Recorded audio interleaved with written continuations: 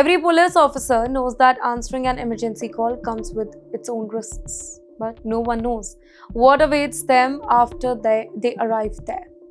Well, a routine call was suddenly made a life and death situation. Well, that is exactly what happened in the US state of Ohio.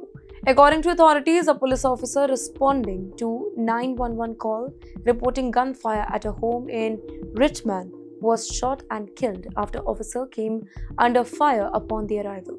Two other officers and police dog, they were also injured during the whole incident. In the meantime, the suspect and two other individuals, they also died. Officials have not really yet released any further details as investigation continue. Now wait, think about it. Every day, police officers respond to thousands of emergency calls across the US without knowing what they will face. Some calls involve accident, some call for domestic dispute, and others, they become violent within seconds. This tragic incident is another reminder of the dangers faced by law enforcement officers while carrying out their duties. Investigators are now working to understand exactly what happened and why it led to the deadly exchange of gunfire. Well, as the investigation continues, tributes they are pouring in for the officer who lost his life in the line of duty. But you know what? While one tragedy has left a community in mourning, another story, our next one, it shifts from local crime to one of the FBI's biggest nationwide operation in recent years. Well, America is already preparing for its next midterm elections. Campaigns are slowly gathering momentum, political attacks are becoming sharper, and now one proposal has started another national debate.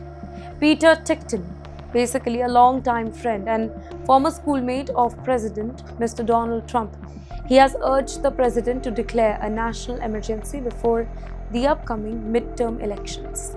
Mr. Tickton, he claims that foreign interference and electronic voting system could threaten future election. Although there is no public evidence that has emerged proving that 2020 elections were stolen despite repeated allegations made over the past several years. He has also supported proposals calling for major changes to the American voting system. Now think about this. Elections are the foundation of every democracy. And that is why any claim involving election security, that immediately becomes a national issue. Here, supporters of strict election law, they argue that stronger safeguards increase public confidence in the voting process. However, critics say that extraordinary measures should be taken when supported by clear evidence. That debate has continued in America ever since 2020 presidential elections. Even today, it remains one of the country's most politically sensitive issues. As the next elections move closer, discussions over voting law, in fact, election security and public trust are expected to become even more intense.